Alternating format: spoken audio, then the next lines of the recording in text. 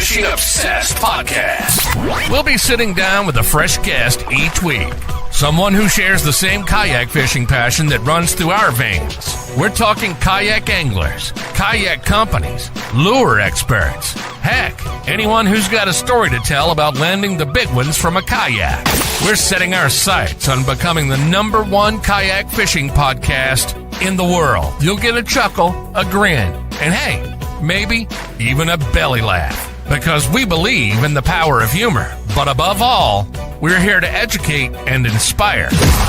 So, whether you're a seasoned kayak angler or just dipping your toes into this exhilarating world, join us on the Kayak Fishing Obsessed podcast. It's time to reel in adventure, camaraderie, and the joy of the catch.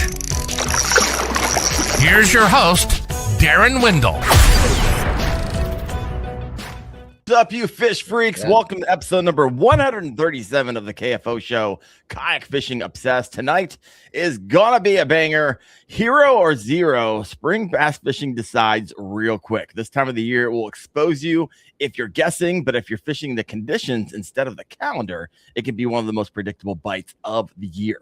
These fish are moving with purpose, and if you can line them up where they are in that cycle, you can absolutely jack some jaws. Tonight, we have Kylee Short, a.k.a. Bait Barbie Fishing, joining us, and she's been putting together on the water and breaking it down what's actually working right now. We're going to be talking about how to find them, what to throw, and the little adjustments that separate a tough day from a lights out day. And real quick, spring fishing can be no joke. Cold water, changing weather, it can be dangerous if you're not prepared. That is why one of the core things we teach at KFast is KYL, K-Y-L, know your limits. It's one of the 9 lessons we teach how to properly assess and mitigate weather risk before you ever launch. So please, if you have not yet done so, head over to kfast.co and earn your certification today. Now, the question of the week, Wyatt, what am I going to ask?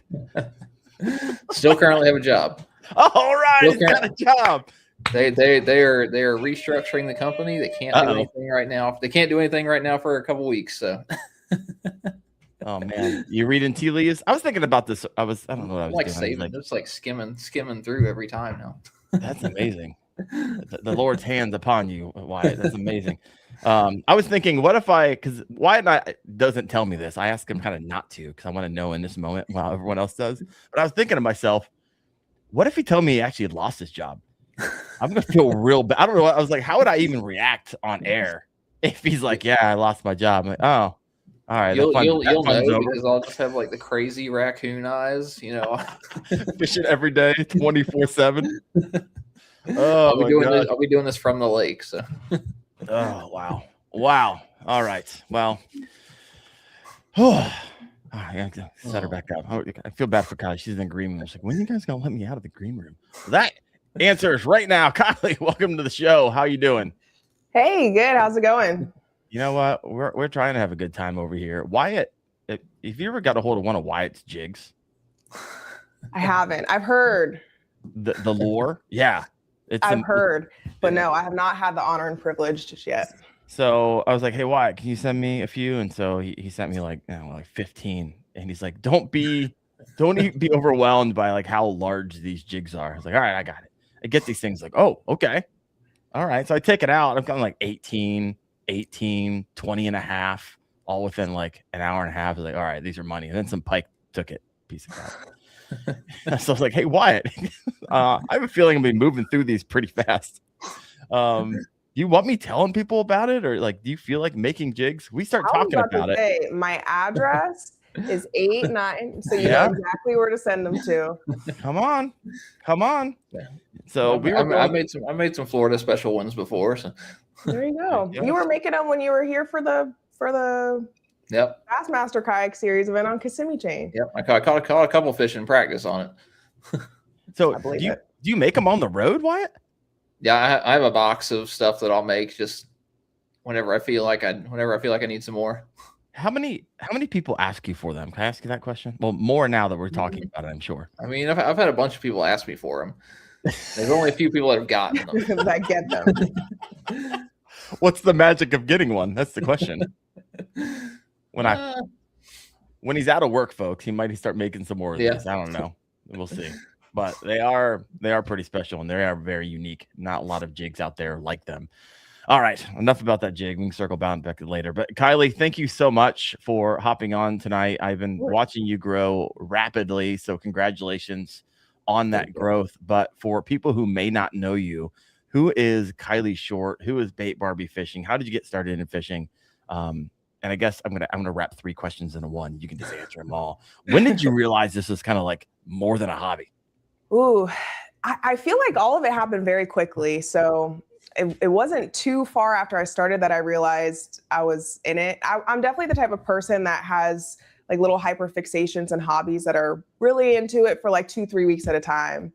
So I think when I started fishing and I was really into it, I expected that it would maybe be one of those, and it has definitely not been. It became something that I was just like going after every day. But no, I guess I'm a fairly self-taught angler, a late bloomer, if you will. I didn't get into the game of fishing until just a few years ago. So I moved back to Florida from Georgia, kind of like North Atlanta area. And terrible fishing there. First you spend 5 hours to get out of traffic, and then you get to your lake, and then you get 5 hours to get home. Ironically, grew up right next to dugout bait and tackle, and like never experienced any of that. I was so like out of the loop. Lived on a pond, just wasn't really into it. So when I moved here, there was water everywhere. My dad likes to pond fish, so I hopped along with him on like a random Tuesday, and clueless, just really learning how to cast again. Didn't know how to tie the knots. Nothing. Like as amateur as it can get. He might as well have had me at 6 years old out there with him. So caught a few bass though, and at that point, something about where I was in that place of life, I was just hooked, for lack of a better word. So next day, when are we going? Are we going again? Can we go again? All right. And then I'm watching every YouTube video that I can to learn, how to tie knots, what baits are working, that kind of thing, to where I think I fished every single day for a year, even if it was only 30 minutes that I had in the pond. But there's just an abundance of water here. So I started going live on TikTok, almost like a learn with me type thing with fishing, where I was just on my lunch break at work and would just fish for an hour, and kind of built up a little bit of a following. I'm taking advice from people that have been fishing in the game longer than me and trying new stuff in real time, and realized that it was something that I was really into and wanted to keep doing. I didn't know where it would go or what level I would take it to, I guess. It was more just for fun, like for me, and to just kind of like share with a community of people who also enjoyed it. But as you grow, you kind of start to hit these places where you want more and more and more and want to learn more. So I was fishing from the bank, learned about a local weeknighter tournament that we had on Lake Conway. So I'm hopping in as a co-angler on that tournament every Wednesday for the most part. And it was if someone had a boat available, if there was space, if I could find somebody to fish with. Did that for a little bit, but felt kind of limited to when and how I could get into the tournament thing. I realized, I love sports my whole life. I like the competitive aspect of bass fishing, but it's solely driven off of what someone else, is doing or where they go or what I can do. And I like learning with that, but I wanted to go every week. I wanted to go on different bodies of water and kind of felt limited. Schedule. That sounds terrible. Yeah, exactly. So I did a lot of, pond fishing pretty much as I could, but had this real big itch to get off the bank of just, exploring what I could in bigger bodies of water, even the other side of the big ponds that I'm fishing that I couldn't get to. So I learned a little bit about kayak fishing. There was 2 anglers that actually fished the Florida Bass Nation, Wendy Biles and Amy Brown. I met them at iCast, and they're telling me like, you got to do kayak fishing. Like, we need more people that are in it. We need more girls in it. And I was like, kayak? No, I'm thinking like boat. I want a boat one day. And with my 9 to 5, tiny boats 9 to 5 paycheck to paycheck job, I want a boat. But so I actually had the opportunity to get into a kayak and went that route. And I think I got that kayak, and within a month, I entered the first tournament that I could do on the Florida Kayak Bass Trail. I did terribly, but it was just kind of took off. That's a rite of passage. You have to. Highly unlikely that you're going to come in for the first time and rock everyone's world. Yeah. So all right. Yeah, it was just a bunch of that. I fell in love with the competitive side of it. I think once I realized too, there was a certain connection, I guess, that can be made with other people that are in the industry. I felt like a lot of the resources that I'm looking for, that I'm learning and everything is great, but a lot, we know there's still gaps with it being such a male dominated industry. I was like, I wanted to be able to offer another resource, maybe for people to hear it better from me. Like someone will understand Wyatt a lot better when he's talking about something as someone may, understand someone else. So I just wanted to offer another resource and share what I've learned in a way that was as beginner friendly as possible, like as basic as basic, even if it was something that I was just learning myself. So at that point, when it seemed to be like an opportunity to kind of like share what I was learning, I realized this could be something, this is something that I want to do. This is what I want to do all the time, and have just kind of put as much of my effort and free time into it as I can. When did it click with you? Were you like looking at your like stats and be like, hey, wait a second, if I treat this thing like a real thing, like it could be my new reality? I think. Or are you still in the middle, like figuring that out?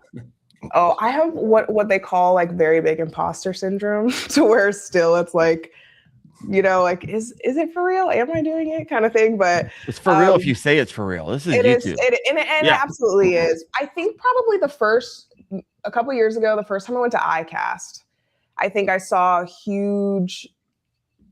the industry in a much bigger lens than I ever had, whether it was people that were actually fishing, whether it was the media team, whether it was people who, are securing deals with people who's, whatever it is. There's so much to the industry that made me realize how big of an industry it truly was. It was so much bigger than just, what I had seen up until that point. So I think that experience really kind of opened my eyes to how much opportunity there really is out there in the industry that I remember leaving there like fired up. Like I was so like ready to just like put my head down and go, because whatever it took, I had to get there and be a part of that and be in the room and make those types of connections. So I think that point, so I would say that was, 2026? So July of 2024. Okay. So it's interesting because I feel like you could go to ICAST and have two experiences. One, feel like fish out of water. Like, whoa, this is, although it's a larger industry, it's very tight knit. Everyone knows each other. It's very interesting in that way. So either you can walk away being like, I feel like I'm on the outside of the circle, or you can walk away being like, oh, I made some inroads. And this thing can go. And it sounds like you're like, oh, I made some inroads. This thing could go. So that's exciting. So I had a ton of questions right here. Why did you have anything before I the litany of things I wrote down over here? Yeah. No, that was pretty cool. Like I saw a little bit of kind of what you're talking about at the classic, where I'm with Old Town, so I walk over to the Johnson Outdoors booth, and Old Town is like one guy, and there's 45 other reps there. It's just so much more to that. And then you start talking to like, oh, Jim used to work at Lawrence. Then he went over to Humminbird. Then he went to Garmin. Now he's back to Humminbird again. Everyone. And they bring you with you.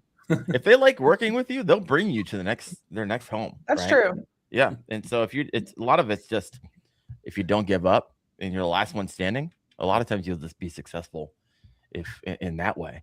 All right. So you're just walking around the banks on your lunch hour, just fishing and I love these, like, I fell into becoming a content creator story. Because it sounds like it was never like, and I could be wrong. You're walking the banks. You're just having a good time at lunch. You're not thinking, hey, I'm going to make a thing of this at that moment, right? Oh, no. It was really just, I was going to be doing it anyway. So, if you want to watch, this is what I'm doing kind of thing. And if you have questions or if you want to give suggestions, anything like that. But no, I was doing it anyway. Every hour that I had, that was available. So that was like my dedicated time, 1 hour every day to go. Mind you, it's Florida. Fishing at 1 o'clock in the afternoon is like the worst time. Oh, terrible. It was terrible. Brutal.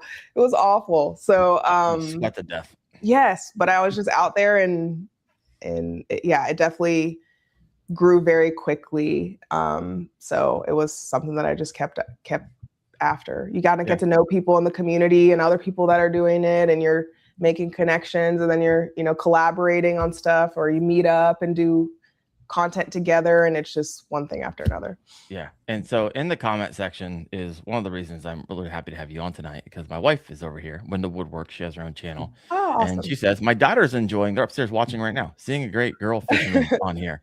And because one day I want for them, Mercy and River upstairs talking to you, I want for them, because right now they want nothing to do with Wendell fishing. I was like, this channel, I'm going to spend 15, 20, 25 years getting it to a place that would take you a lifetime to get it to. And I'll give it to you if you want it. But they have yet to like show that interest. So it's my hope that one day there's on the work break and they go walk the shores, and they fall in love with it, and then I can give it to them as kind of legacy piece, and they can, I can integrate them as Wendell fishing. You could. I mean, don't hold your breath too long. I was 26, so there's hope. But it could still happen for a long time. Point. I like it. Yeah.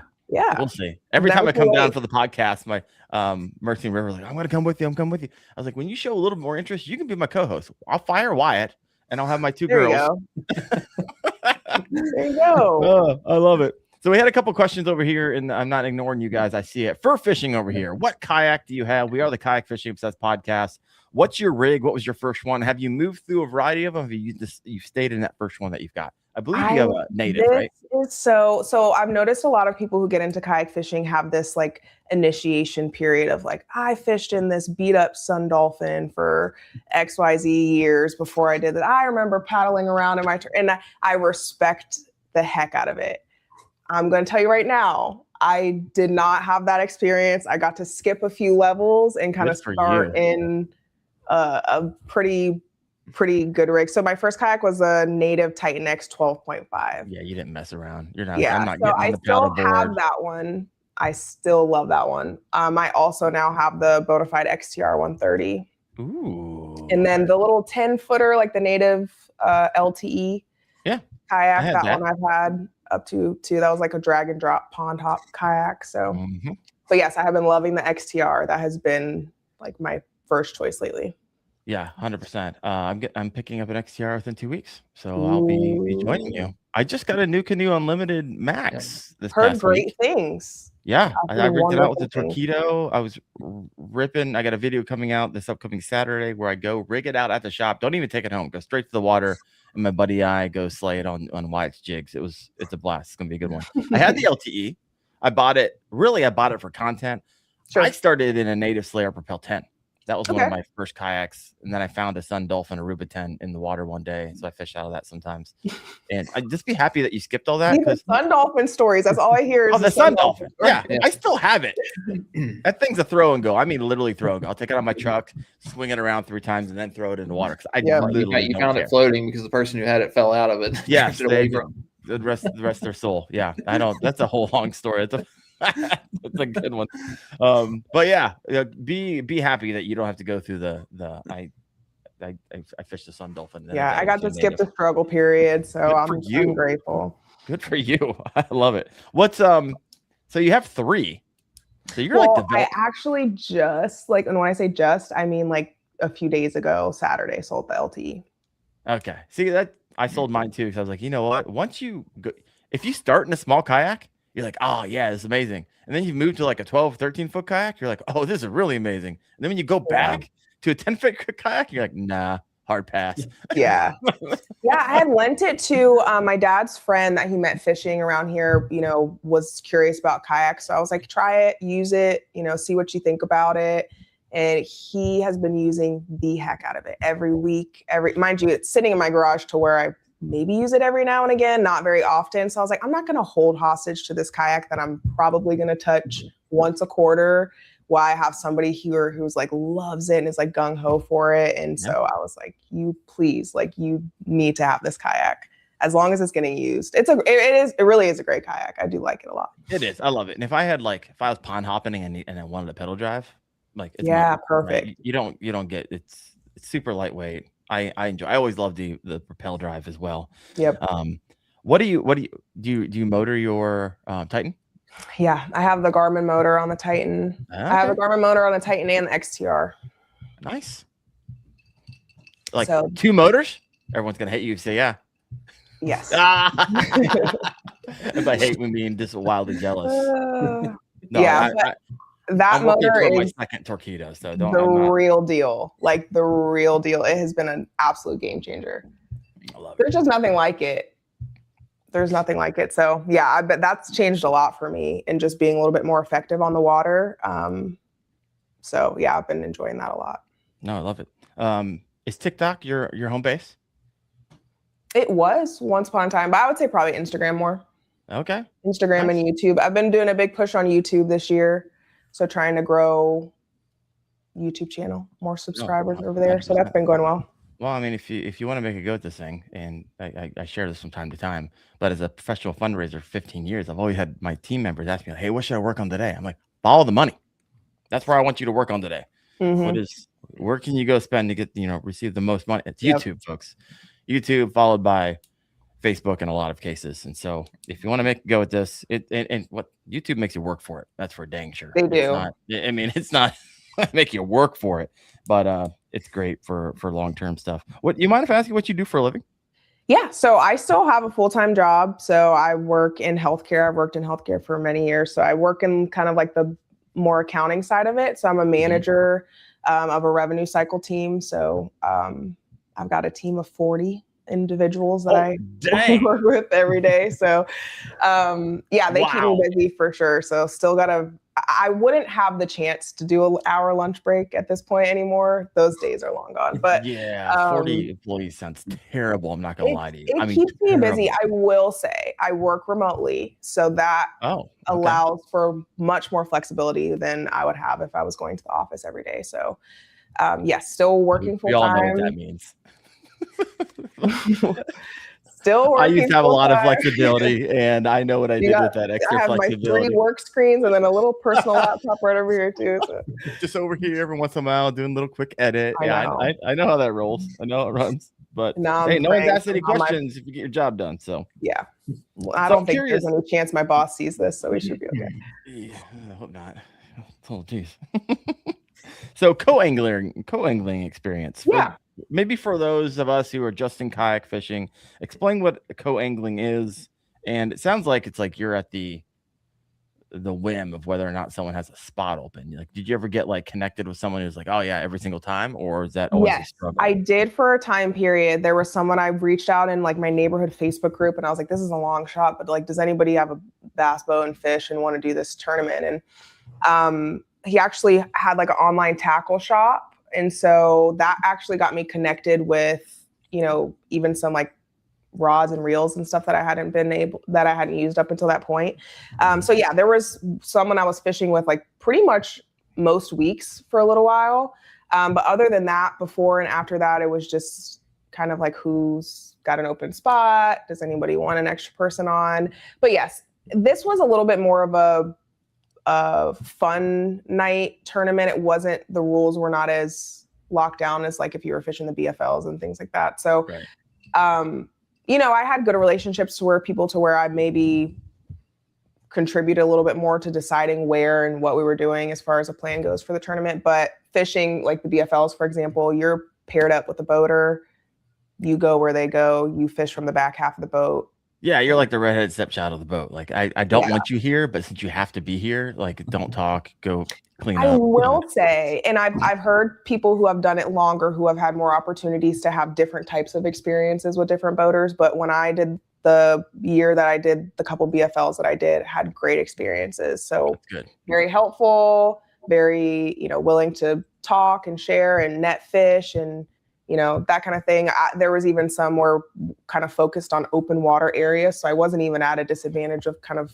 where I was casting and fishing. We're all fishing kind of the same water. So it's cool. You do get to meet cool people and learn. I would take that as an opportunity if you're fishing as a co-angler to learn as much as you can from the people around. But yes, you are at the mercy of the boater of where they choose to go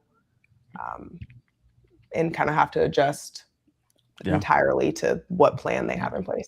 I've never done it before. Wyatt, have you ever done it?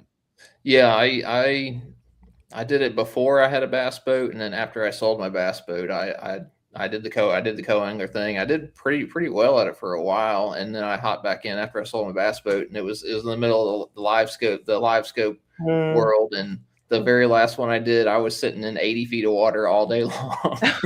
Oh yeah. While he I was wouldn't even know what scoping to fish. I do. was like, Yeah, you I just don't know if stand I'm there at gonna that do it point. anymore. Yeah. Yeah, that And, sounds yeah. terrible. I don't think I knew that you owned a bass boat A and then boat. upgraded to a kayak. I never knew that. Yep. I like that you said upgraded. 100% all day. Everyone always tells me that. It's like, you Yep. guys think it's a upgrade to go to a boat. No, thank you. Yeah, I'll say a lot more maintenance, a lot more gas, a lot more of a headache, storage, just trying to store it, trying to park it, trying to drive it all around the country. Kayak, so much easier, so much better. I'm not gonna lie. I mean, I'll get in a boat and go fishing. I still don't know if I want to own one, primarily because I it's agree. just so much more cost effective. And it's maybe that's where I'm at as a new budding full-time content creator. I was like, the idea of a boat and trying to carry that expense. I don't know, not right now. I feel like with the XCR is going to be like a tiny boat nation. It is like a boat. Yeah. It is. So I'm excited. And if you're whether or not they fish or not, but like your girls, if you can tandem seat it. Yeah. That Same was thing with the new for me. Like, like my son comes with me on the kayak and I'll throw the tandem seat on it. My dad's come with me on the kayak on the tandem seat. Like you can have whoever on there. It's so fun. Yeah, it's like 750-pound weight capacity on both the Unlimited Max and the XCR. It's like, my gosh, I can bring the whole family out. I took them out last year and it's a ton of fun, and like pulled them in a kayak, and they like were jumping off my kayak and swimming in the middle. Yeah, like we can't do that here, but I love that for you. And I just got an inflatable this past week, which I haven't talked about a lot. I got the Sea Eagle Fish Sup 1210, and I'm going to be fishing from that a lot. So that's going to be really interesting with that shallow draft. I can put a motor on it if I want to. Yeah. Definitely take the kids out and they can do backflips off that because my goodness, it's going to be a lot of fun. All right. Yeah. What do we got over here? I got another question over here. I got a couple questions. We have, are you involved in Bassmast Her? And then Classy Kayakers like, she is a Bassmast Her. What is that? And what does that mean? I mean, I kind of get it, but I'm not part of it. So walk me through. Yeah, so Bassmast Her is like a program and initiative that was used to really kind of foster a little bit more to women and girls in the fishing community and kind of create a community and like almost like a pathway for people to follow to get more girls in the sport or to foster to girls and women that are already in the sport. So it was created just to be able to, like give advice and have teaching seminars for all experience levels and just kind of bring people together with the same passion, same love for fishing, and has kind of just like expanded over time. So it started initially with Anastasia, Maggie Jo, and Christine as the three ambassadors for Bassmast Her. I actually attended a Bassmast Her event just as like a registered person that just signed up to go. I drove 9 hours to Alabama to go, and it was great. I feel like I learned a lot, but I was also, kind of getting in there and doing some things too, and realized that in any capacity, I just wanted to continue to be a part of it. So this year, though, they expanded, bringing on a fourth ambassador that, I'm very grateful to be a part of and be, actually leading the initiative alongside the other girls that are a part of it too. So it's been great that we've got workshops that kind of follow the Elite Series event. So, it's anywhere from like 4 to 6 hours of teaching and hands-on stuff with casting and rigging and, even trying to do some on the water experience and things like that. So it's been a very, very positive community and program. I think I've seen a lot of benefits from it. Well, it's working. My two girls upstairs are loving it apparently. So this is exciting. They probably want nothing to do with what their dad says about fishing. I initially started the channel thinking, hey, I want to leave. My kids I might not be around forever, and I love fishing and I want to teach them. And they probably have no interest in hearing from dad, but they might want to learn from Kylee. So thank you for doing what you're doing. I would be happy to. Yeah, it's great. Like we had a workshop, a small one, like it was a short one that we had at the Classic, where it really just kind of became almost like a panel style, just like sit and questionnaire type thing for about an hour and a half, 2 hours. We had almost 100 women and girls that were there, just like sitting in front of the stage, just completely gathered. And then, you have husbands and other people walking by that are just coming and listening and talking, and dads bringing their daughters and everything. So it's been really incredible to see, you know, the impact. And I feel like I learned so much from people and their stories and what they bring and what, you know, it's been incredible. I'm a big fan of it. Yeah, love it. All right, let's go over to the theme of the show. I always love learning about people's stories and what they're involved in. So thank you for sharing that. But tonight, how to dominate spring bass fishing. Let's hop into that a little bit because you just got off a tournament on Okeechobee. So walk us through that tournament. How did it go? Were you fishing with Blake? No, I mean, Blake was in the tournament, but no, me and Blake were not in the same area of the lake. So I think I probably would have had a lot better day if I was fishing with Blake. Oh, I'm sorry, I interrupted you. I missed that last part. My bad. I said I would have had a much better day, I think, if I was fishing where Blake was fishing. But no, I think I ended up finishing 13th, I think, on Okeechobee. I had a small limit, but nothing great. I've been on the lake twice. And I feel like the last 2 times, I don't know if there's some like weird juju between me and Chobe, but like I don't know if you saw the video when I dropped my phone in the water at the boat ramp. My wife told me that. She's like, "Who are you having on tonight?" I was like, "Well, it's Bait Barbie fishing." Like, I can't find it. Like Kylee Short. She's like, "Oh, she just dropped her phone in the water." I was like, "Well, I sure did." And so I'm in like neck deep water, feeling around with my feet, trying to find. That's what she was telling me. Somehow found it. Somehow. Oh wow, that's impressive. By the grace of God, found it, and it works completely fine. So. Oh wow. I'm just praying the whole time, like, please don't let there be a gator under this dock, like whatever. Like, oh, it was terrible. But oh yeah, it was that. And then I lost my AirPods in the water. I did not go swimming for those ones. That just had to be what it was. But you know, the last time I pulled up to the ramp, I think I dropped like a liter of water in my lap in my car before I got there. You know, it was like one thing after another. I lost a whole setup, like my line somehow de-spooled and got hooked on something. And I realized that the entire thing was like de-spooled from the reel. It was just all this weird stuff happening on Chubby where I was like, I got pulled over on my way home. It was just a whole thing. So did you get the ticket? I think we're on a break right now, me and Lake Okeechobee. Yeah, we're breaking up. Take a little distance. I did get a ticket, but that's a story for another day. So I'm not a criminal, I promise. But yes, I did get a ticket. But no, Okeechobee, terrible. The fish were there. The conditions, less than ideal. It was so windy. So that was definitely a challenge for me and a lot of people there. Like the wind was brutal. I could show you a video where I'm just kind of like bouncing, like just constantly. Like, is it like 20, 25? Yeah, it was up there, like, and it was ripping. And I, of course, was on the side where wind was kind of blowing towards the beginning of the day. So it was a slower bite for me. What do you say? Plus like 200 boats out there. Yeah. So then it was also the same day as Roland's tournament. So there, you know, you've got 160 boats that are out there. So I think the ones who got to like some of the areas where there were no boats, because, you know, it was just so shallow. The lake's really shallow, but I know they were in some areas where they were a little bit more closed off to where they were. Whereas I went to where it was definitely more populated and was able to get bites, just not the right ones. Just how many anglers were in that tournament? We had a small turnout for that one. There was 29. Okay. So it was a smaller one. I mean, it's not bad, but you know, we've been seeing like even like 55 and stuff in some of the events that we've had for Florida Bass Nation. So I think for Okeechobee, for it to be such a staple lake in Florida, like I was expecting more, but I don't blame people for not wanting to fish in the types of conditions that we had on Saturday.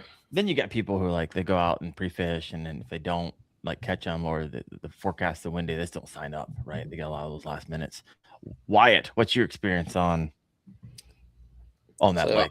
So I've been out there a handful of times. I've never gotten like on them. I've caught a ton of fish though. Okeechobee is one of those, like, it's a super Florida staple where whenever you catch bigger fish, that is where the bigger fish, they literally move into that 50 yard stretch, and the 5 miles on either side of that 50 yard stretch, you're going to catch 12 incher, 12 incher, 12 incher, 12 incher.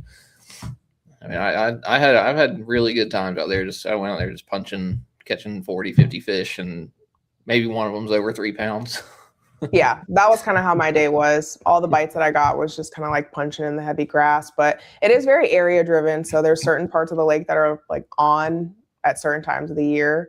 So there were definitely fish where I was, but same thing, just smaller ones. So after the tournament, everyone gets around and you talk to your friends and the friends talk to friends. And so what do you think separated anglers who did well versus struggled, right? And if you could refish it, what would you do differently? It's so easy to say what you would do differently after a tournament, but you have more information typically afterwards too that would change your decision making.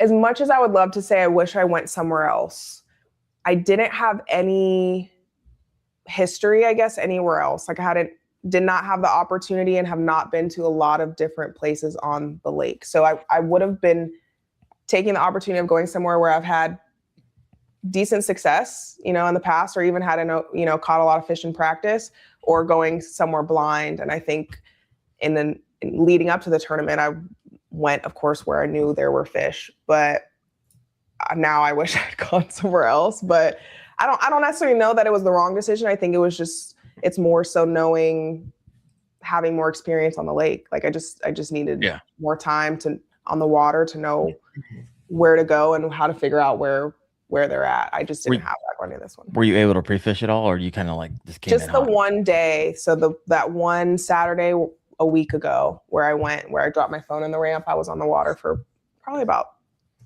5-6 hours that day. That's tough. That was it. That's not a whole lot of time compared to a lot of your competitors. It's really not. No, it's about 3 hours south of me. And that's the thing, like that's reality for me. Like I have to work, I have the lake owes you now. Yeah. Yeah. I almost didn't go after that, when I dropped my phone, I out of knee-jerk reaction, like reached in for it too to try and catch it, and PFD gets wet.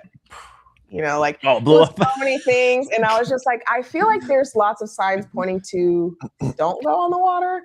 But there was a gentleman at the boat ramp and he was like, you got to go fishing. If you found your phone, that's such good luck. You're going to go out there and catch a 10-pounder. And so I was like, you know what? I'm going to go out there and catch a 10-pounder. I didn't, but I catch a lot of fish. I love it.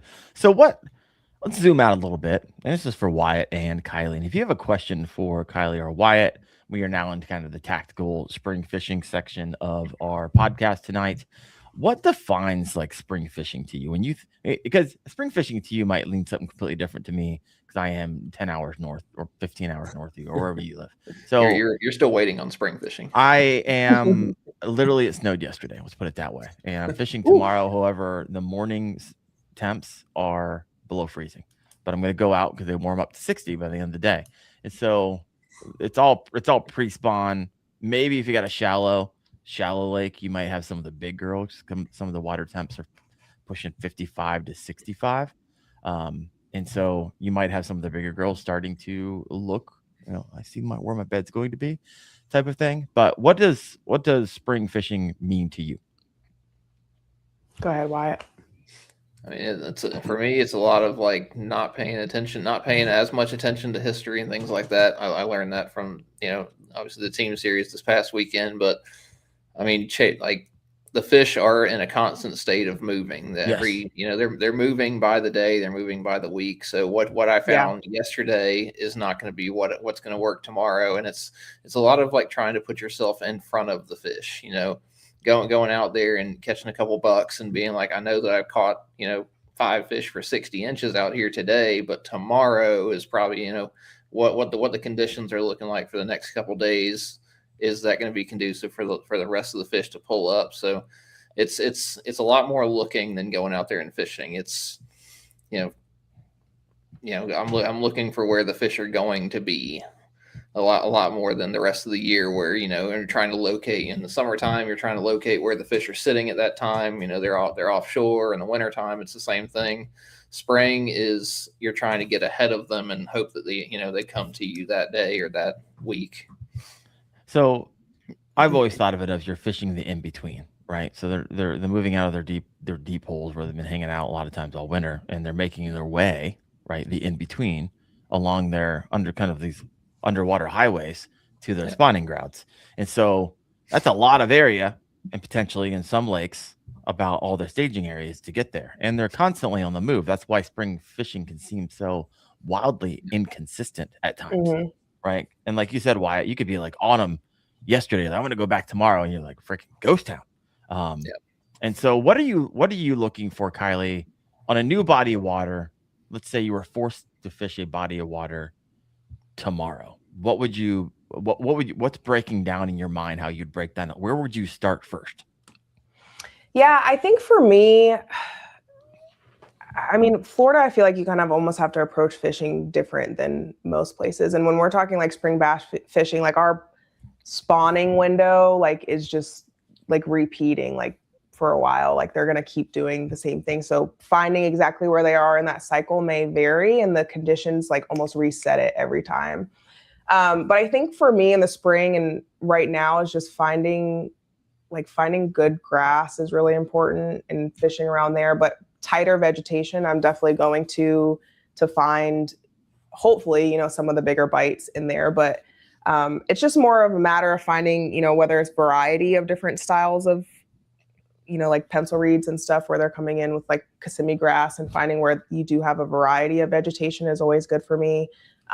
Fishing on different points, if you can find, you know, little depressions and flatter areas of the water. So I'll try to do my best to, you know, read some of the maps and stuff that I can prior to get onto to see what looks promising prior to getting there. But then after that, it's just trying to cover as much water and see what types of vegetation look like it's going to produce the most.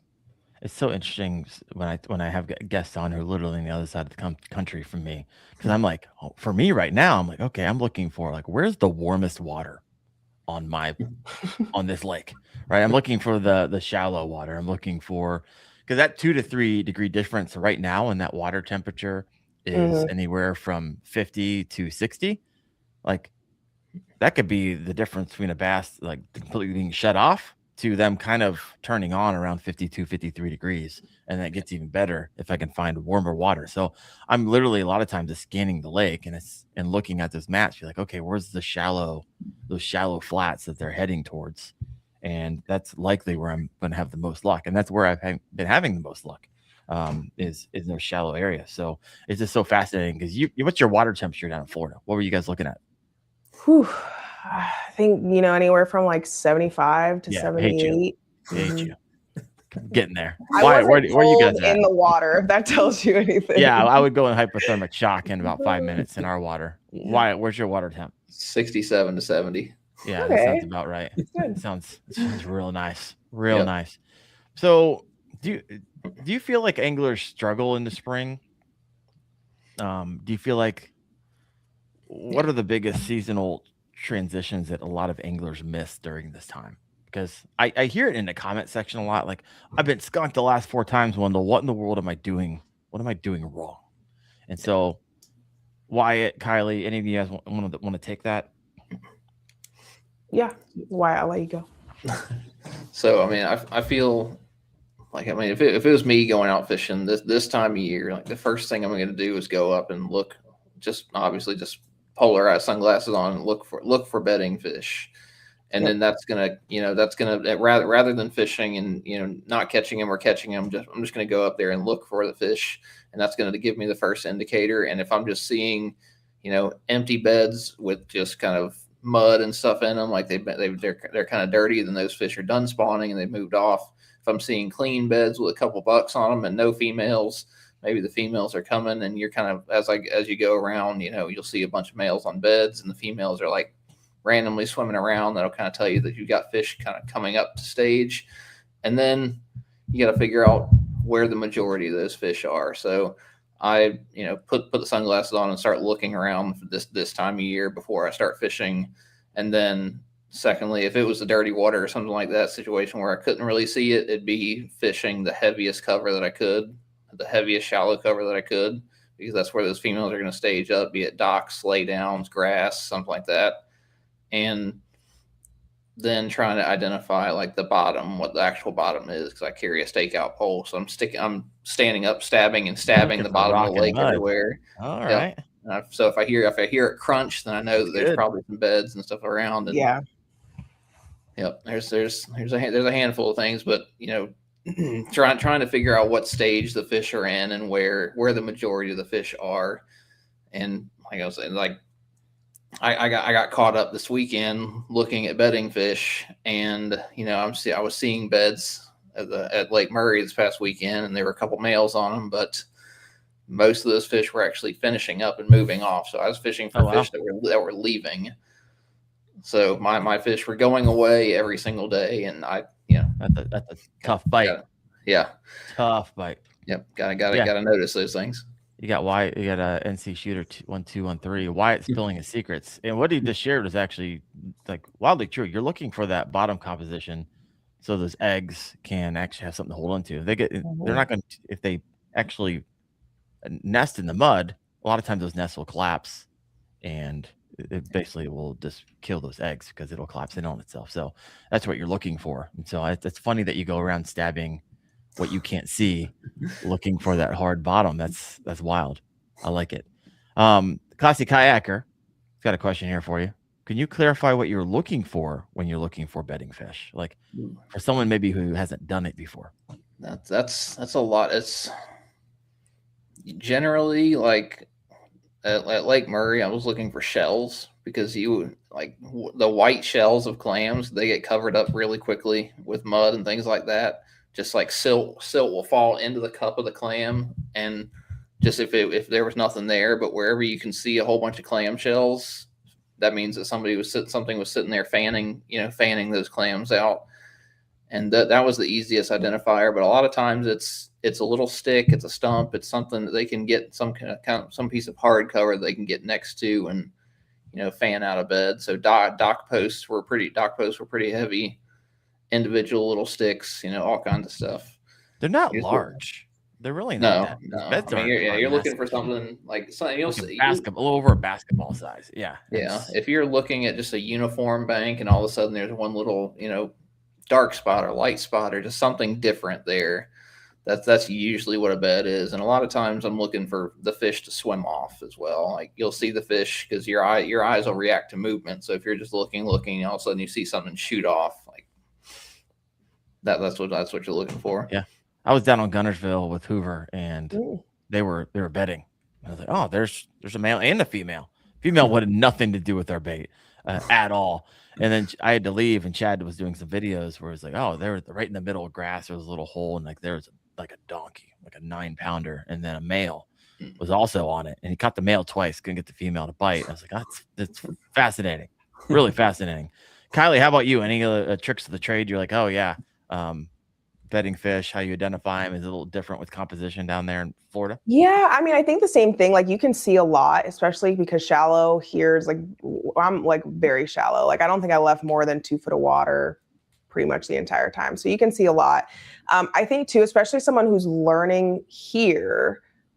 And I know Kayla, like classic kayaker, so I know she's not here, but in general, like it can be confusing too when you have other types of bedding fish that are there as well. So like you're surrounded by tilapia beds and things like that. And it can be really easy to mistake what those beds are looking like versus like bass bedding. And, but yeah, I think just, using what you can see as much as possible is always an advantage. You can see so much happening under the water, especially in the real shallow area. So it can be a telltale sign of what's going on. So when it comes to your optics for both of you, like what's your favorite? Like I've had the opportunity because companies send them from time to time. I've ran through probably 4 or 5 different companies. Do you guys have a favorite, or do you have like when I was starting out, like it's my favorite because it's the cheapest and type of thing? I really only have experience like with Hobie eyewear, so I never really branched out beyond that, just because I never really felt a need to, because I was, I guess, getting the job done with the Hobie eyewear. So I am a fan of those. I like that they float because I have lost many a pair of sunglasses. Sounds like you're losing a lot of stuff off the side of your boat, Kylee. It's a trend. They make stuff for that. You know that, right? Yeah, I may leave stuff behind and forget. Yeah, it's pretty on brand actually. So, but no, I've had good experience with Hobie eyewear. That works well. will kind of switch the lens color depending on certain things, or like they still have some that work really well in overcast, and so I have my favorites from like a lens standpoint color wise, but I really haven't branched out to many different brands outside of that. Yeah, I like Hobies. I wear them as well. I like their low lights, their yellow ones. Yes, the Sight Master Plus. Yeah, that's the because best. because I live in Ohio and it's never really sunny, so I actually need some more light. So in those low light conditions, I just wear them all day because freaking Ohio. Wyatt, how about you, brother? So I'm a Costa guy. The glass Costas. I had a bunch of pairs at one point in time. I had Oakleys and Costas and Maui's or something like that. And I took them all to the lake and I just stood there on the side of the lake, like putting different pairs on. And not surprising at all. Yeah, and which I could see the best into the water with the glass Costas. So I always rolled with those. And I have blue for bright sun and green for kind of generic conditions. So Wyatt's not messing around. Do you win those with all the tournaments? You just win them, or you actually went out and got them, or do you get a discount from where you work? Paid mostly retail for them. Ooh, that sounds a little painful. All right, so back to the tactical and spring bass fishing. I mean, a lot of people talk about northern banks because of the sun being on the most, and then you got the back of creeks, which are always usually a telltale where people like to go first, and you got protected areas, also a place people like to target. How do you prioritize? There's a lot of places these bass could be. So how do you identify, I guess the question, like staging versus spawning? And so, I mean, I know how I'd answer this, but I'm asking the question for those you're like, you know what, spring has been a struggle for me. How about we go with Wyatt again? We're kind of going back and forth. Is that okay, Kylee? Fine. You just answer with a while. We'll go to Kylee. This is toggle back and forth. Yeah. So I mean, the like how the fish are built. First off, like how they're built is that's a pretty good telltale sign for me. Like if I'm catching fish that are super fat, not sight fishing, but if I'm just catching fish that are super fat, those are pre-spawn females. And then, catching the long skinny fish with a chewed up tail, that's telling you that they're bedding. And then big, like really big thing with me for springtime is how far into the creek am I catching the fish? Yeah. Because if I've got a creek arm that's, half a mile long and I go 200 or 300 yards in and stop catching fish, and then I go to the next creek arm and I go 200 or 300 yards in and I stop catching fish, that tells me where the fish are, and you can actually go each creek arm and you would only fish the first 200 yards, go to the next one, only fish the first 200 yards, go to the next one. I watched a guy the other day where I was catching fish out on the points. He pulls up to a point, I see him catch a fish, and then he continues and he goes fishing all the way into the back of the creek. And I'm like, you just caught a fish out here on the point. Why are you not just going to the next point that's a couple hundred yards away right there? Why are you fishing this entire 1.5 mile long stretch of going back into this pocket? Why are you not yet? Maybe they're back there too, Wyatt. They are back there. They're everywhere, but the majority of the fish were moving out to the points and things. So do you think this is interesting because you've told me like when you're turnip fishing, like, oh, you're trying to develop a pattern because you're going out a big fish. Is there any scenario where Wyatt, you'd be like, hey, you know what? I'm actually fun fishing today, and I'm actually going to do what this guy did. And they might be at the back, they might be at the point, and I'm just going to have fun all day just trying it all out. Whenever I'm bed fishing and testing out, like what I was doing the other week, testing out the hook position and the Nico rig and things like that, I'll go just fun fish and just catch every single fish off a bed, every 14-incher that's on a bed. I'll go sit there and catch every single one of them just so I can test out what, all the stuff that I have, make sure the drag is set right, make sure, I like it. All right.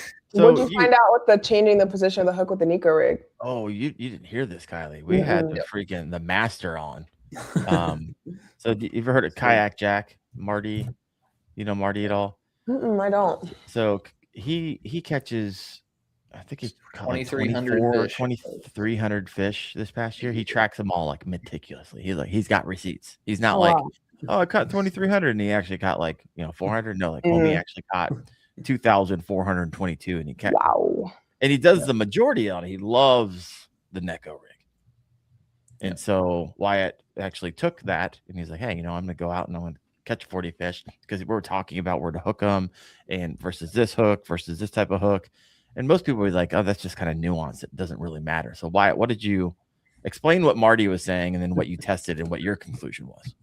So I mean, Marty was saying to make sure the weight's on the bottom, the hook is facing up. So you have your you have your Senko, making sure that the hook is facing up, and then making sure it's actually a Nico version hook where the hook point kind of bends back in towards the shank of the hook, versus just you see a bunch of the wacky hooks that are kind of like C-shaped and things.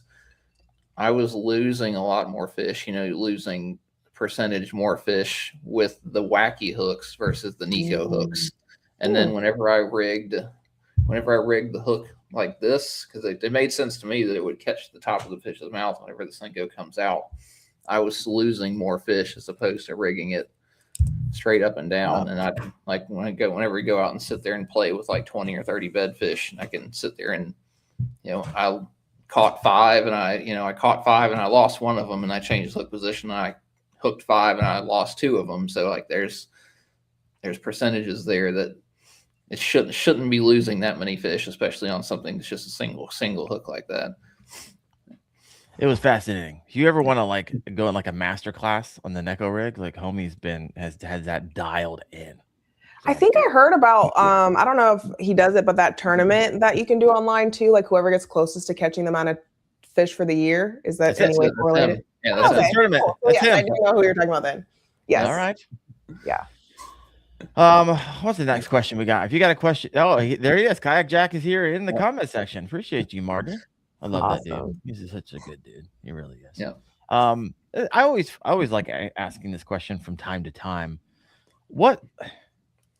And this is always like, I would imagine when I was starting out, it's like, I still know this. Like, what signs tell you you're around the right fish? And what signs tell you to leave immediately outside of like, I'm not catching any fish?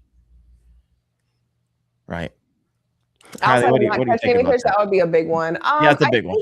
Yeah. I think overall knowing like where you're catching them, and then also like the size of them too. I think for this time of year specifically, knowing where they would typically be bedding, like, is definitely going to drive where I'm focusing.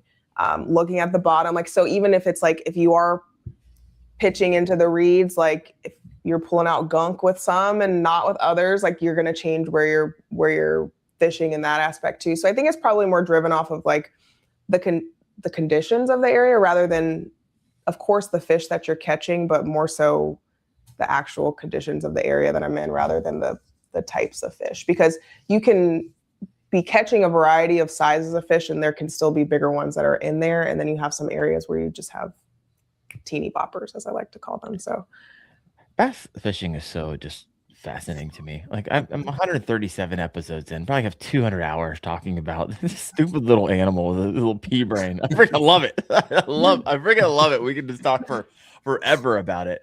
Kylee, if you didn't have your full-time job and you had the ability to go out and fish the spring anytime you wanted, is there a particular time of day where you'd be like, nope, skip the morning, do the afternoon, or skip the afternoon, do the morning, or do the evening? Like, and any breakdown of why you would make that decision? I think always like the morning bite is typically a very, very good window. Like, so it's quick and it's brief, but like if you can get on a good morning bite first thing in the morning, then I always am going to want to be there for that bite. Like if I miss that morning bite, I'm usually kicking myself in some shape or form. Outside of that, a late afternoon bite is going to be the one that I'm going for the most. And if I still had to pick two, it would probably pick one of the two, would probably be the late afternoon bite. I like it. Wyatt? We're going to kind of move up the country here. Wyatt, what would you say? Same. There's a lot of times in the summer where I'm not even going to get out on the lake till 10, 11 o'clock. Just, let the offshore fish set up and things like that. Yeah, I think right now in Ohio, it's more like I don't want to freeze at 27 degrees in the morning, and I want the water actually to warm up a bit, right? Even if it's just a few degrees. And so I'll wait till the afternoon bite at this particular time of the year in spring in Ohio. So it's wild how all of our answers are different based off of where we live, based off the different water temperatures, based off of the metabolism of these fish and what they're doing. And so this is why it's very interesting whenever you specifically listen to content creators on YouTube and paying attention to where they live, because what they're sharing their insights from is literally what they're doing at that time. And what Kylie's doing is going to be wildly different than what I'm doing. And so that's some of the stuff is, can be taught and applied at any time of the year. And some things are very hyper specific to that water temperature and where the fish are at in that spawning stage. And so it's interesting, and it's really key to notice that and know where your favorite content creators and whoever it is that you learn from, where they're at, and find a few, right? Because right now you can take what Wyatt and Kylie's saying and you'd be like, oh, that's my 3 week and 6 week out. And so I can start prepping for kind of what they're doing and start, staging in your brain how you're going to be strategizing for the next month or two. And so this is good stuff. All right. So if you guys have a question, go ahead and throw that in the comment section. 71 live right now. If you haven't done so, hit that live button. I don't ask this very often, but we do rip this and put it on the podcast, your favorite podcast, and Spotify and Apple and on Google and all those things. And so if you haven't gone over there and wrote a review, I would highly appreciate that. When it comes to wind, Kylee, wind versus no wind, what do you prefer? Why? How important is that to you? Because this is interesting. We had a gentleman on, was that last week, Wyatt, with the app, the Bass. Yeah, that was Bass AI last week. And I've actually started seeing some people who listen to that download the app. You could upload all of your past fish, and then since it's time stamped, it coalesces the wind and the water temperature and all that stuff, and it'll actually tell you and start keeping track of, hey, you caught 150 bass between, when the wind was 9 to 10 miles an hour. You caught 42 bass when it was 5 to 6 miles an hour. And you can start breaking down like, oh, this is interesting. Oh, the barometric pressure that I caught 175 fish was between this, and only 22 fish was between this and this. And so have you noticed anything when it comes to your personal fishing where you're like, oh yeah, when the wind is kind of like right here is when I just tend to nail them? I haven't, but I will say, like, I typically am going for like more protected areas if I can.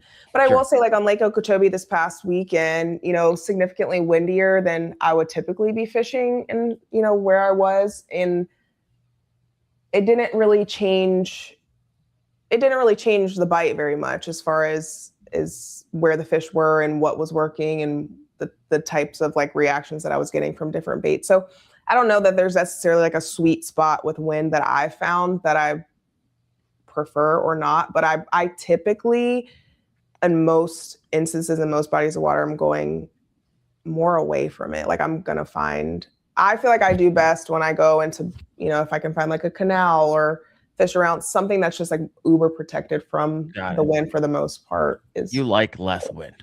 All right. I like less wind in most instances, but which kind of contradicts the style of fishing that I like, because I typically prefer to be fishing, more moving baits and things like that. So I typically perform best, I guess, in situations with less wind.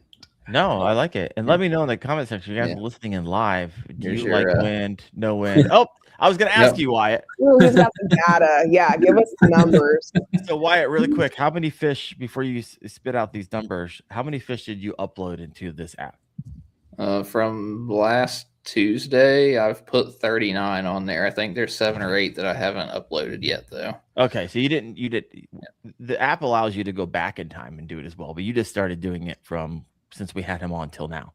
Yep. All right. So what I'm curious, read through kind of the data that you're getting so far from that. So right now I've got like stable barometric pressure is the blue.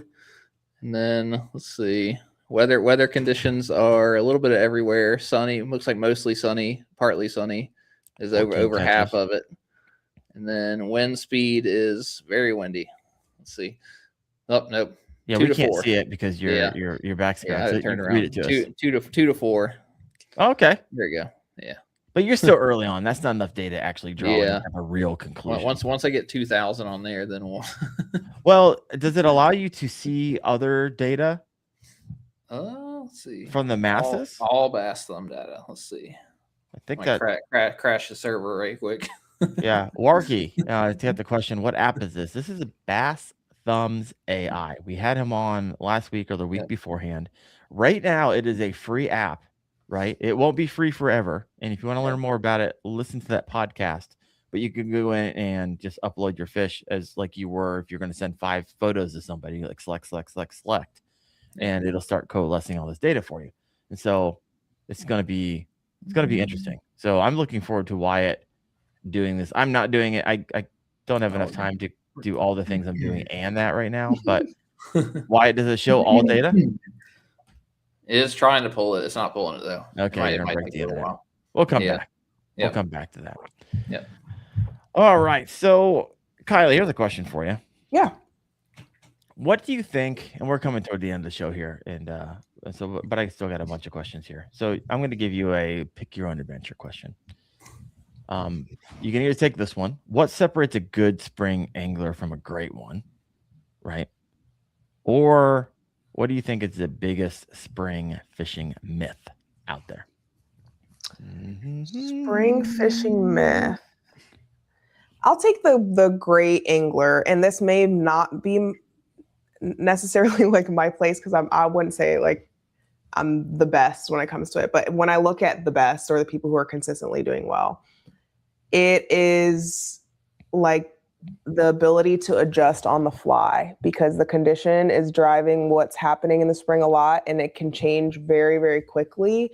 So especially too with us cycling through these like spawning periods or, you know, like the littlest of a cold front affects what the Florida bass at least are doing pretty significantly than they do in some other areas. So I think the ability to adjust very quickly to whatever that condition is for that day, for that specific event, for that tournament, wherever it may be in the spring, and just kind of knowing with the wind change, with this, like how to change whatever you need to be able to still produce the right bite.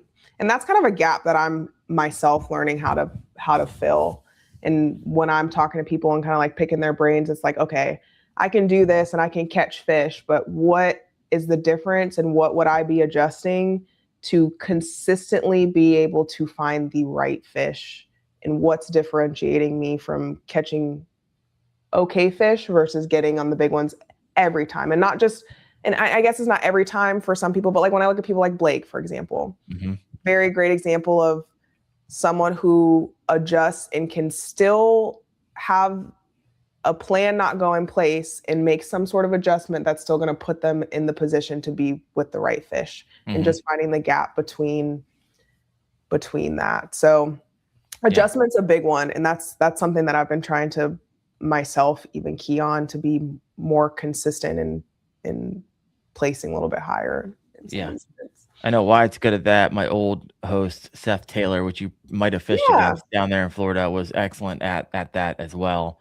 And so, because what people don't actually realize is on any body of water, certain times of the year, you can have pre-spawn bass, you can have spawning bass and you can have post-spawn bass at the same time on the same body of lake. So I think for a long time, I might even believe this, like, oh, it's either one or the other. Like, no, it could be all three, which is just wild, right? Depending on the time of year. Wyatt, how about you? Pick your own adventure here. What separates a good spring angler from a great one, or the biggest spring fishing myth? So, I mean, as far as like I would hit the spawning piece right quick at Lake Murray this weekend. Yeah, we had pre-spawn fish, spawning fish, post-spawn fish. Yeah, the gar were spawning, the shad were spawning, the bluegill were spawning, and the herring are spawning. What else is spawning? I think there were a couple other things going on, but literally the entire lake is doing everything all at once. Yeah. It's just a lot going on. Chaos. But I think, I mean, I'm gonna agree with the Bass last week. Like moon phase. I was banking on full moon. We're gonna have females all over the beds this past week, and there was nothing. There was zero. Okay, so you think that's a myth?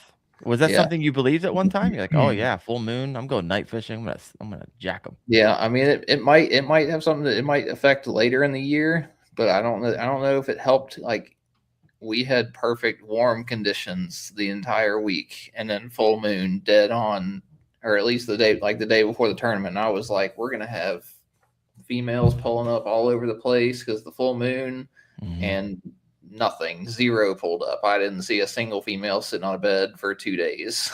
Oh wow, fascinating. Males everywhere, all over the place, but no females. So I was like, maybe there is something to the moon phase. Doesn't actually matter that much. Well, as I always used to say in fundraising, data doesn't lie. And now you have this app that you're going to be able to draw your own conclusions and be like, hey, you know what?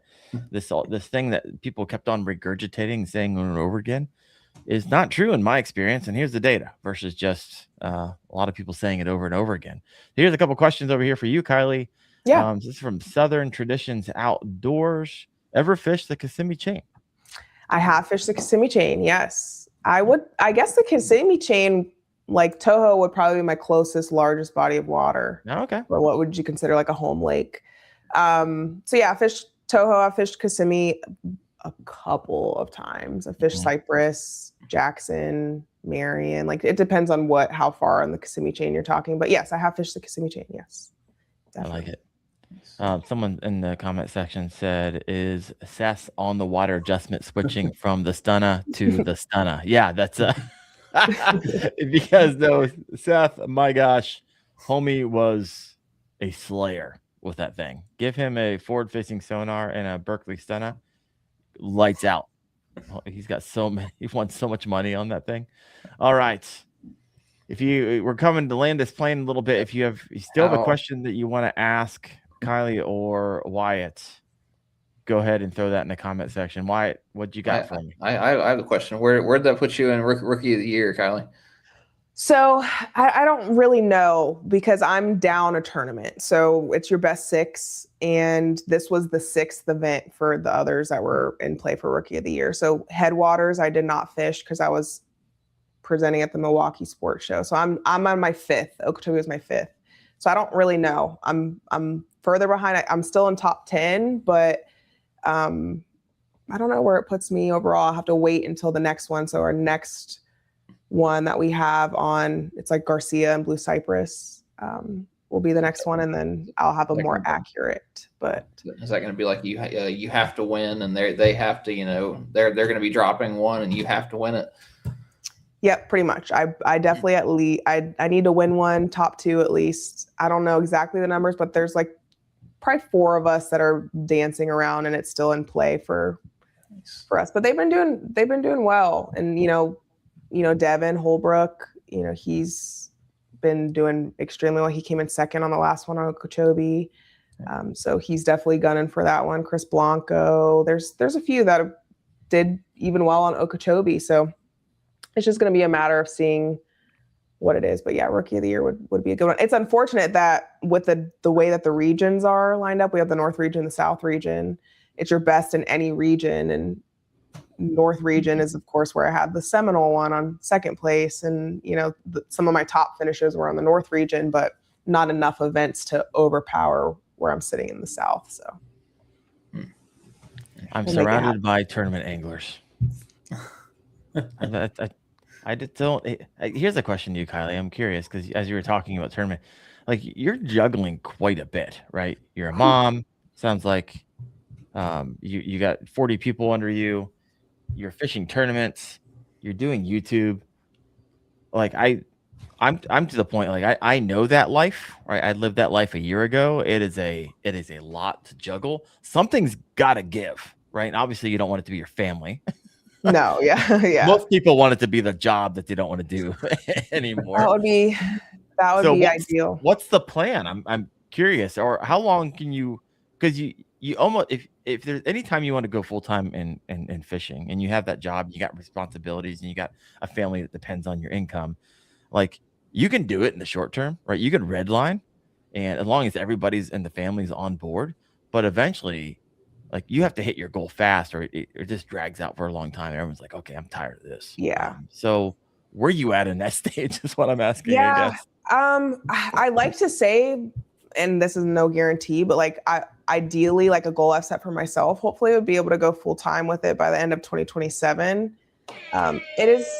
So that's out there. Let's hold me to that. Hopefully, you just said it. It's out there. Yeah. I think things have happened at a very accelerated pace for me. And I acknowledge that. And I am hoping to keep on that kind of path to get to a point to where I can. I feel like I could do so much more if I just had more time to do it. Where I'm at right 100%. Now, truthfully, and trying to juggle everything is not sustainable. Like, it is late nights and early mornings. And this was something that we talked about at the Bassmaster workshop, because somebody asked me about that, about like juggling motherhood and trying to pursue your own dreams, but you also have, you know, all of these responsibilities and things, and how do you do it well, and how do you balance it all? And I was very honest in saying I don't do it well. If I'm doing well in one area of my life, I'm probably not in another. It's just impossible to balance all of it. So it has been a struggle in a sense. I think I've found ways to make it. If I didn't love it, it wouldn't be possible, truthfully. Sure. Like, if this was just another job that I was just trying to do to it would not be sustainable to this extent. I'm also very grateful that, you know, where I live in Florida, like, I'm very close to family. My parents are close. And so, you know, they're a huge help in me being able to go away for a tournament weekend or something, because, you know, they're close enough to kind of step in and really be a village and support in those areas. So yeah, it's redlining is a good way to put it. It's a lot to juggle, but I try to, at least with, you know, the parenting side of it, include him in any part of it. Like, I don't ever want fishing to seem like something that's pulling me away from him. Yeah. I don't want him to have this weird feeling about fishing, and like, fishing took my mom from like my time and attention.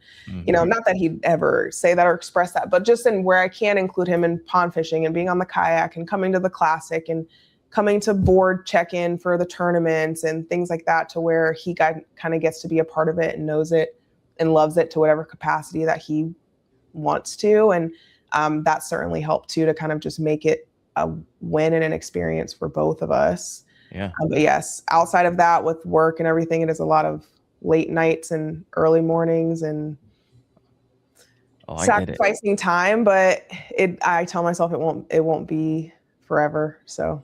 Well, it won't, and it can't, right? 100%. So I'm going to hold you to it, and I'm going to celebrate with you. We'll get you on the show whenever you go full time. We'll celebrate this all together. I will be ready. Yes. Heck, freaking yeah! That day was the best decision I ever made of my professional career. Is when I said goodbye. In fact, I just did a video on it, and if you haven't seen that video, if you guys are listening in, check out that video. It kind of shares the story of 365 days into a full-time content creator career, what that really looked like. It was pretty scary. I'm not going to lie. Now that I'm on like 365 posts, it feels a little bit better because I found the new normal, but finding a new normal is terrifying. Yeah. Terrifying, especially when you're like the breadwinner, and then you got like, you take on your taxes, and you take on insurance, and you take on a lot of risk. It's the reason most people never make that jump, because you have to have a high risk tolerance in order to make that jump, or just be independently wealthy, or, you know, have an advantage that most people don't. But Wyatt, I don't think I've ever asked you this question. Do you have a date in mind? I don't have a date in mind. I probably need to get a date in mind. You're about to be given a date in mind. If I don't have one, it's going to be made for me. So, as I was getting close to the end of like when I knew I was going to quit, I didn't even care anymore for like 6 months. Like, what are you going to do? Fire me and make my dreams come true? Go ahead, I'll figure it out, type of thing. My goodness. All right, 2 more questions for you. Let's go back tactical really quick when it comes to spring bass fishing. What is one thing you're still trying to figure out, Kylee? One thing that I'm still trying to figure out. That's a good question. I think spring bass fishing in general. For me, like, one thing I am trying to figure out and need to figure out is anywhere outside of Florida, truthfully. Like, I know how to fish in Florida for the most part, but I have not had as many opportunities to fish outside of that. So it's just kind of like, there are certain things that you can do in Florida that don't translate the same in some other areas. And I have a lot to figure out when it comes to fishing. Like, we've got Caddo coming up. Like, I've never set foot on, like, luckily from what I've heard, like, there are some things that will translate on Lake Caddo, but just kind of branching outside of this like comfort zone of the state that I'm in and figuring out how to find fish in different seasons in areas that don't look anything like the lakes that I'm fishing on normally. Have you ever fished the Caribbean of the Midwest, aka Ohio? Ooh, What are you laughing for, Wyatt? It's on my bucket list, but no.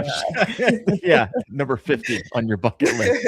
No, I haven't fished in Ohio. My parents actually lived in Ohio for a while, so my dad did do some fishing out there, but it was more like steelhead trout and like walleye and that kind of thing. So no, I haven't had the chance to bass fish. There's like even Georgia. This was my first year fishing in Georgia and any of the lakes out there. So, and that in itself was a completely different playing field than here where I'm in 30, 40 foot of water. And I'm like, what is this? Like, what do you mean I can't touch the bottom?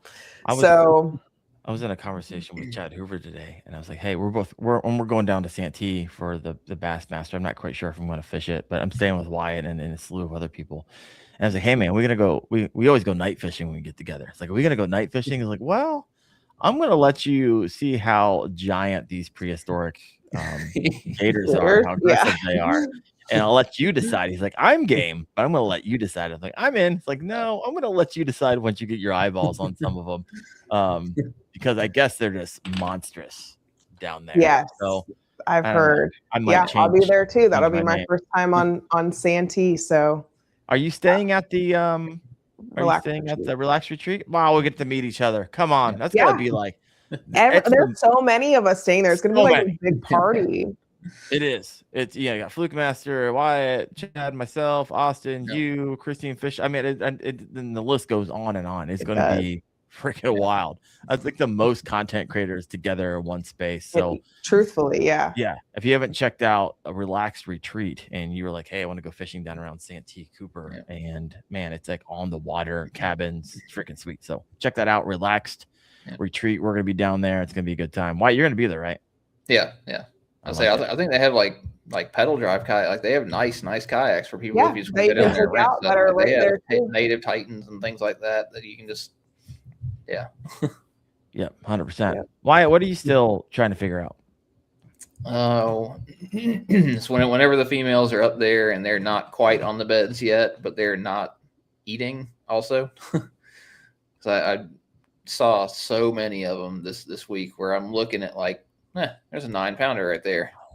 And it goes and it's swimming away. Forever. And then I go up to a dock and there's like 10 fish sitting underneath the dock just staring at me, just like you throwing your jig? I'm like, yeah. Like I was looking at like a 21, 22 sitting under dock and its fin is out of the water, just sitting there, just doing this underneath the dock. Wait, I leave it, I come back later and I skip the Senko up to it, and the Senko just goes boop, right off his face. I'm just like the Mike Long in me starts to come out, where I start putting a white feather on the treble hook. And I'm like, snag that mother. Oh my gosh! There's some guy in a ghillie seat up on the hill, like videoing you with a long range camera too. My gosh. Yeah. Oh, that made me chuckle. That was a good one. Thank you for that. Appreciate that. All right, last comments of the night, and we'll wrap up the show. It's been a fun one. Kylee, if you can give one piece of advice to help someone like increase their game, up their game with spring fishing or fishing in general, what would it be? What's that one thing for you? You're like, oh, when I did this, it really exponentially, not like a little bit, like a tweak here to a lure, but maybe it was like an electronics or side scan or maybe an app that you're using. Is there something that comes to mind? For me, it's honestly like technique, and one that I really had to hone in on this spring specifically was like being very, very accurate and precise with like flipping. So anything within like flipping and pencil reads, like that was something I was kind of forced to be put in a position to learn and learn well. It has been a game changer in being more effective for me. So I guess just figuring out what style and technique works in the time of year for where you're at and getting good at it. Like if it's outside of your comfort zone, like get it in your comfort zone, because you're going to need to be able to be effective. More so too, even if it's not just about where you're casting, but how, like placement, like even just getting that most gentle of a land you know, is going to be the difference in getting a bite between that and kind of just like casting in the general vicinity. So I was really honing in on technique in that aspect, and that's been big for me this spring. Yeah, I like it. Wyatt, anything new for you in 2026? You're like, hey, this is kind of an unconfidence thing. I know it catches donkeys, and so you're like, oh yeah, I'm gonna dial this in. Yeah, jig fishing, never something I need to work No, on. I'm about to work on that. I love jig fishing. It's caught my biggest fish, but now with the plume is what I'm gonna call it. I'm about to tear them up in Ohio. Yeah, is there a name for the jigs? Like, no? No, nothing officially yet. Just big giant jig. It's special. It really is. And I was talking to Wyatt. I was like, "Why you gonna do that? You gonna sell these? How much you gonna sell them for? Like, and be careful. Like, you start doing this, and you end up like that's all you're doing is tying jigs. You're like, this is annoying really fast. So you need to think of this before it takes off because as long as I don't lose to them, that's all right. Oh, that'd be the worst. Yeah. That $10 jig just cost you $5,000. You might want to think this through a little bit. Yeah, I'm definitely gonna. I know personally, I'm gonna be throwing the jig a whole lot more. Wyatt's jig, to be completely honest with you, I'm not really interested in others at the moment. Anyone else's? No, I'm really not. It's so unique and it's such a large profile. I was like, okay, this should elicit larger bites from the bigger girls here in Ohio. So I mean, 20s here in Ohio is like big. That's a solid fish, right? 18 solid, 20 is great, 22 is monsters. Like if you start getting to like 23 and some change, those are absolute like units up here. And so I feel like that jig can do it. Chatterbaits, I'm gonna run through the slew of those. Gonna have a good time on the river with those. The plopper, I love topwater fishing in the rivers up here and for smallmouth with those. And I want to something I have a lot of unconfidence with. I just don't do it a lot. I need to do a lot more punching. We got a lot of lily pads up here, and I get to those mats. I know they're freaking hiding down there in the heat of the summer. So that's something I need to dial in. But, fun bite though. Yeah. Like, it's fun. Every fish 100%. Might feel like a giant, but like it's really fun bite. Yeah. It's always disappointing, like you said, when you set the hook, you're like, oh yeah, and you bring it in, it's like a 1 pound bass. It felt like 10 because it's 10 pounds of grass on it. That is, if you've never done punching, and a lot of times I'm in the weeds and people are coming up like, you catching stuff in there? I'm like, boom, right in front of their face. Yeah. Like, oh, I wouldn't never even thought to go in there. I'm like 50 feet in, which it's wild. It's a lot of fun. All right, folks. Well, Kylee, I want you to share where can people find you? Like what's your home base or kind of and maybe share a little bit of like what's 2026 look like for you? Yeah. So all socials, it's Bait Barbie Fishing on everything. So Instagram, daily, there's going to be something on there where the stories, reels, videos, YouTube at least once or twice a month. But if you go give back, her a sub. Come on. I said, go give you a sub. Head over to Bait Barbie. Yeah. Bait Barbie Fishing. So got a bunch coming on YouTube. TikTok's still on there. I don't do the live streaming as much, but for me, 2026, there's we have the workshops that are coming up. So there's gonna be like a lot of appearances. So the next one that I'll be at will actually be on Santee when the Bassmaster Elite Series is there, which is 2 weeks before we're fishing there. Okay. So I get to look at the water and not touch the water because it's off limits for us. But yeah, so I'll be there. So yeah, just kind of being out and around in workshops and seminars. And if you're local to Florida, there's some fun Fish for Fun events that I volunteer with FWC with. So we've got like senior Fish for Fun where we get like senior citizens out fishing, a few weeks a month, and kids tournaments and things like that. But following the tournament trail, so Florida Kayak Bash Trail, Florida Bass Nation, Bassmaster Kayak Series, all of that. I post all those updates and tournaments, on YouTube too, so you can kind of see the wins and the not wins on there as well. So yeah, really just a big push in long form content and branching out into not just tournaments, but like educational and lifestyle and just kind of like overview of everything when it comes to this wonderful and crazy life of mine. Heck yeah. Well, thank you so much for hopping on. Thank you for what you do. I look forward to, like I said earlier, celebrating with you when you go to full time. And it'll go by fast. It'll end of 2027 will be here. Oh, I feel like my Sooner- 2026 you is know. like already mapped out. Like 2026 is almost over at this point because it's already completely like full. So yeah, hopefully 2027 I'll blink and I'll be right there. There you go. And Wyatt, we want to hear a timeline for you by the next show. I'm going to ask you, Yeah. one, if you still have a job, and two, if you have a date where you're like, hey, this is the deadline. We're going to make it happen. Next show is going to be from Caddo. I'll be in Texas next week. Yeah, when are you going? When are you going to Caddo? What day? Probably leaving Sunday, possibly Monday morning. Sunday night, possibly Monday morning. I might just drive it straight Monday into Monday night, or how far is the drive for you? About 15 hours. Oh gosh, me too. 14 for me. So brutal. You drive it by yourself, Wyatt? Yeah. Asian animal. Do you just like listen to the podcast and stuff? What do you do for 15 hours in a car? It's listen to podcasts, listen to watch Bassmaster. I'll put Bassmaster Live on because it's like 6 hours. So that's not dangerous at all. Yeah, no. Yep. He just listens. He just listens. I'm not watching it. Yeah, 100%. Just the podcast. just the audio. We'll go check Kylee out. Bait Barbie Fishing. I know I hit the sub button and follow button on Facebook and stuff today. So appreciate what you're doing, Kylee. Next week we have Thad Moody on. Thad is a water biologist, aquaologist, whatever you call him. I don't know. One of those guys who understands. Yeah, I know. I made that up. I'm going to go with aquaologist. I like it. Yeah, run with that one. I run with it.